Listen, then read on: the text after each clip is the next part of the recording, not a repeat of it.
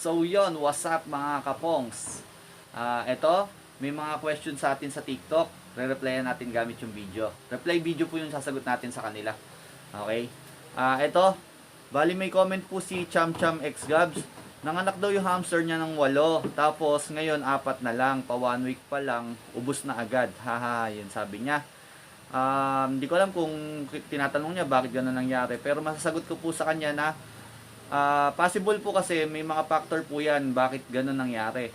Unang-una po natin masasabi, stress po kaagad yung mother hamster ninyo, kaya nauubos yung anak niya.